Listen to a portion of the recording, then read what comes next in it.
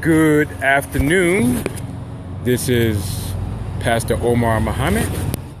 I am your proactive agent of change who communicates so that others might be healed, liberated, and appreciated.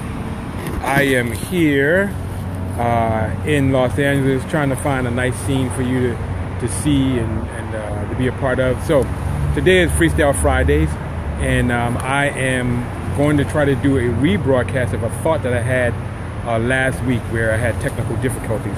And this time I'm gonna try to be cool about it because I think my emotions were so strong. Let me change the angle.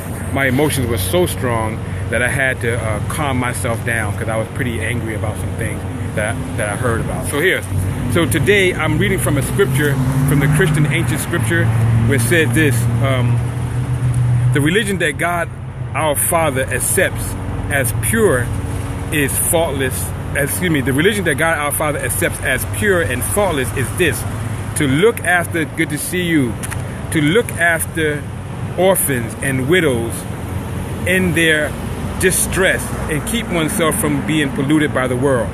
So my freestyle thought had to do with this whole thing about people trying to find what religion is good, whether the Christian religion is good or Muslim religion is good or the Buddhist religion or Islam religion. You know, people arguing about what religion is.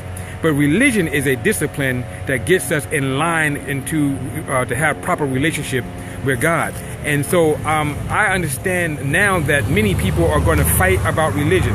But according to the ancient Christian scripture or writings, it said that good religion, the kind of religion that God is concerned with, is the kind of religion that the kind of religion that he considers faultless and without any error is the kind of religion that looks out for the orphans. You know, there's many wars and rumors of wars in this world that is causing us to have a large surge of orphans all over the world, children without their parents. And then the other thing, the kind of religion that God is looking for, he says is faultless, is a religion that looks after the widows. There are women who are abandoned by their husbands, abandoned by their fathers, abandoned by their brothers, just widows who are abandoned primarily by their husbands. So I realized in both of those cases that the man is absent. So I had a real concern about that, and I realized that we are too comfortable with the way we've been here in the United States and in the world. We are too comfortable with allowing the poor, the marginalized, the uneducated to just be in their state and not do something about it. I have dedicated my whole life to making sure that people have a much better life. I am a proactive agent of change who communicates so that others might be healed, liberated, and appreciated. So most of my time I spent teaching somewhere, helping youth grow into adulthood, helping men grow into forms of masculinity that are helpful and uplifting. Just helping humanity has been my major goal. So I'm really thankful for that. But here's the thing, and before my energy goes out of the phone, this is my prayer and this is my thoughts today. Lord, make us wholly uncomfortable with the status quo. I'm praying that we will be wholly uncomfortable with cops killing black boys and brown boys in the streets without being judged or with impunity. I'm praying that we will be wholly uncomfortable with poor around us who have needs, homelessness, and shelters, unsheltered people, hungry people, naked people, in prison people, and we don't use our voice to say enough is enough. We have plenty of money to keep them in prison. It would be cheaper for us to keep them out of prison and help them have work and employment and housing rather than to keep them in prison, because that's a misuse of the money. So I'm praying that God will make us wholly uncomfortable with the status quo, cause us to lift our voice for the poor, the orphan, the widow, and for justice.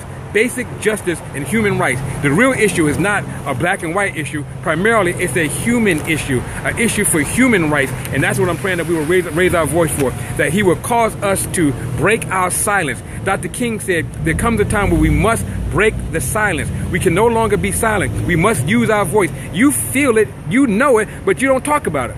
You feel what it's like to know that racism is going crazy and rampant in the world, but we don't talk about it. We try to act like it doesn't exist anymore when we know we're living in that issue. I'm asking us to break this silence.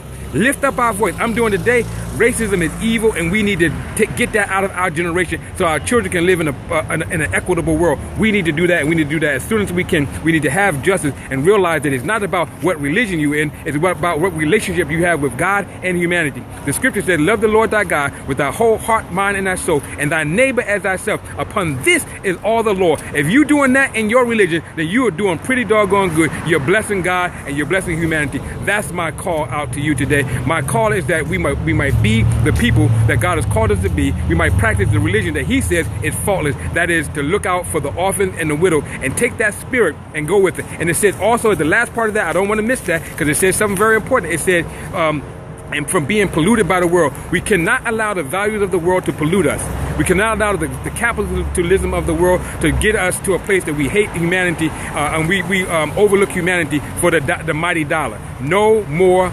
I say no more. Enough is enough. Listen, we got to go. Peace and blessings. This is Pastor Omar Muhammad. I'm out. Keep your hands clean and your heart pure. Think about that. That's coming from James, I think chapter 1, verse 12. Peace and blessings. I'm out.